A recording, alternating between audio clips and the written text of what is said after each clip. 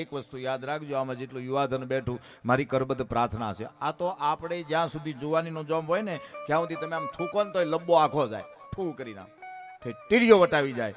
અને એની કાયાને જેથી ગઢપણ આવે તેથી આનથી સાફ કરવું પડે બધું. હા, બચપનમાં પ્રેમ કરે, યુવાનીમાં પ્રેમને ગોતવો પડે ને ગઢપણ આવે ત્યારે પ્રેમની ચાહના હોવું બધે. તમે જો મને એક જણાએ કીધું મને કે આ 37 વર્ષે 37 એમનેમ રહી જાય એના કારણ શું? માગા ક્યાંયથી આવે ને એના કારણ હું? મેં કીધું ભત્રીજાઓ નડેશ, મોટા ભાઈ પરણી ગયા હોય ને પછી નોકા થઈ ગયા હોય ને પછી ભાઈ થાય નહીં અને મેળ માન બે એ માય શહેરમાંથી ગામડામાં કન્યા જોવા આવે ને કન્યા ઈ મૂર્તિઓ પછી પોતાના ઘરે કન્યાવાળા પછી જોવા આવે ને પછી શરૂઆત જે થાય ને 7 વર્ષનો ભત્રીજો ખોળામાં બેઠો હોય અને પછી ઓલી બેનું પૂછતી હોય કે શું કરે છે મૂર્તિઓ? એમ કે એમ્બ્રોડરીના મશીન છે, 2 હતા ને 3 લોનથી લીધા. એમાં ભત્રીજો હળુક લઈને એમ કે કાકા 1 રૂપિયો આપો તો. ઓલું હળુક લઈને મારે એ કે મહેમાન જોવા આવે તો એ જ માંગશો? એ કે રોજ આવે છે.